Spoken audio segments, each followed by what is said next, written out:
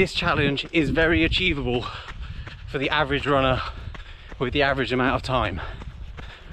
You don't need to be an ultra marathon runner to do it. You don't need to be a Navy SEAL. You don't need to run with your shirt off saying stay hard. So you're preparing for the 4x4x48 challenge. You're scouring YouTube for videos of advice and tips from people that have done it, and you've stumbled across me. Lucky you. But here are my 5 lessons that I learned from completing this challenge, and if you hang around to the end, a couple of little tips that you can try and use during the 48 hours that I know will make you successful and allow you to complete it too. So let's dive right in with lesson 1. So lesson 1, and arguably the most important lesson, is to organize the time that you are doing this. You want to make sure you've got a bit of time on the shoulder of the 48 hours. So what I mean is that the day or two before are fairly clear, so you can get your stuff organized and you can be rested, and to give yourself a day or two afterwards as well. The best way I can describe the feeling of the fatigue and the sleep deprivation, which you will have, is a bit like jet lag. So knowing that you're not having to go straight back into work or driving or doing anything that requires a lot of mind focus is going to be a good thing. Clear the diary as much as your life allows you to, and give yourself some breathing space to allow you to successfully complete this challenge. Lesson number 2 is to organize the kit and the gear that you're going to need for the 12 runs. So look at the upcoming forecast. Is it cold, wet, hot, dry, snow, whatever it is in your area? Make sure you've got the kit to get you through multiple runs in those conditions. You also need to consider your shoes. Now, I was running on the road, so I started off in road shoes, moved to easy day road shoes, but then actually moved on to trail shoes because I just needed the extra support and stability. Lesson 3 is to consider and plan your nutrition. Now, my advice is to keep things small, simple and plain.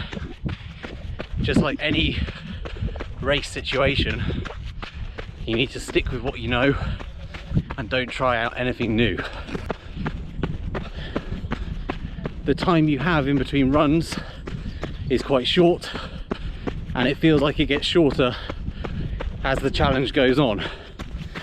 So you want to know that you've got some easy staples that you can just pick up and get on your plate and in your mouth quickly with the minimum of fuss, and that you know are not going to cause any GI distress when you go for your run. The same goes with your fluids as well.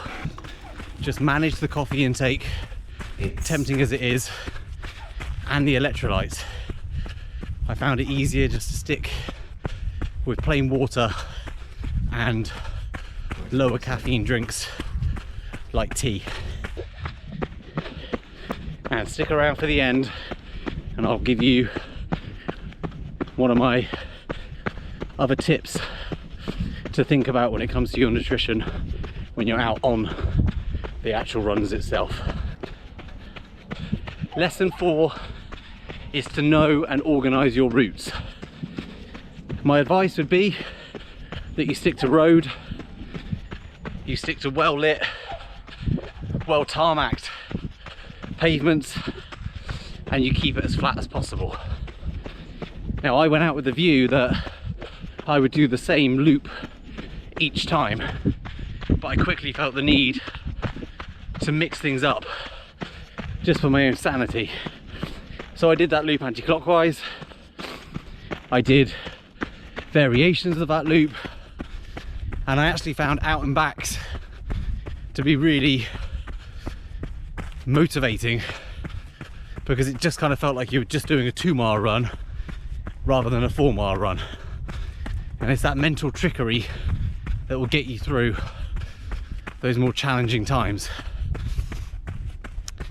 So don't be afraid to adapt and mix things up if you need to, and change the loops, but I'd keep it road, keep it flat, and keep it as safe as possible.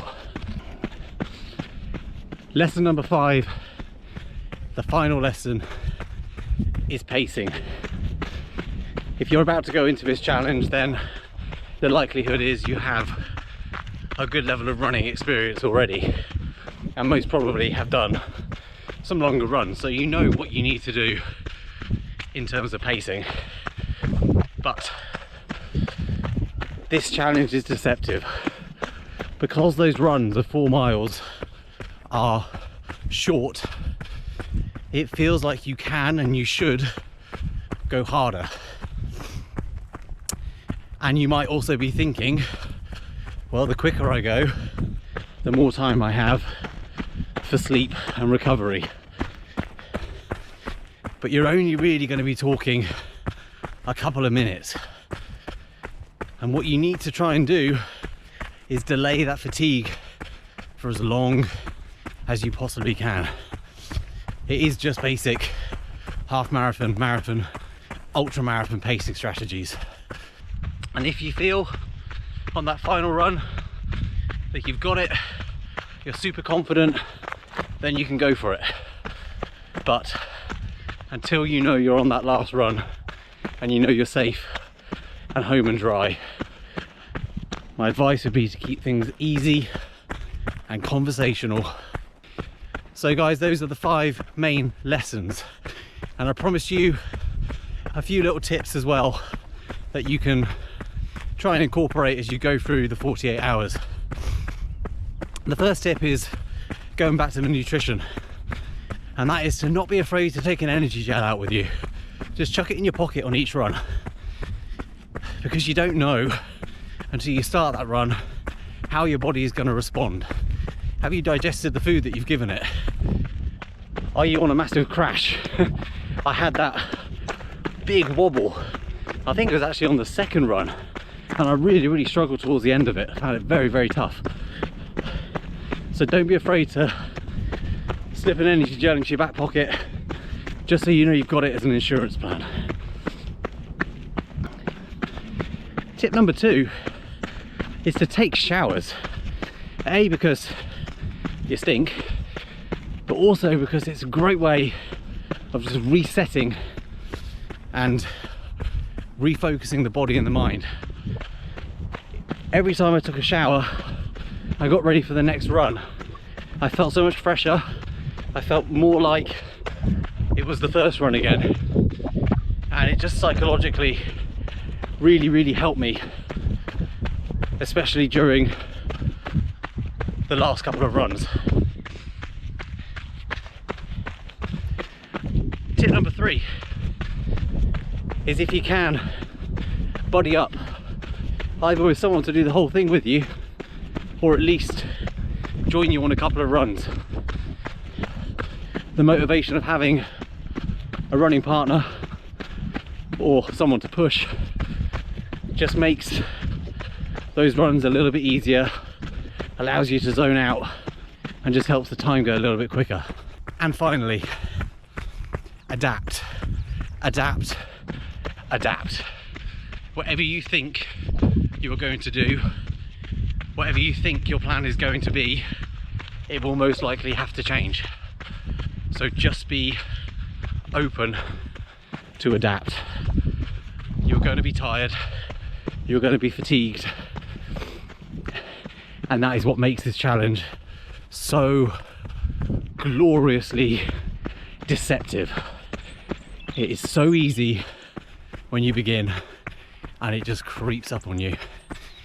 So just go in knowing that, and go in knowing that you're going to have to change plans at some point. With that being said, this challenge is very achievable for the average runner with the average amount of time. You don't need to be an ultra marathon runner to do it. You don't need to be a Navy SEAL. You don't need to run with your shirt off saying stay hard. With a bit of careful planning and organisation, and hopefully with some of the lessons that I've shared with you in this video, you can go out there and achieve it. If you do, let me know in the comments below. Thank you for watching, and good luck.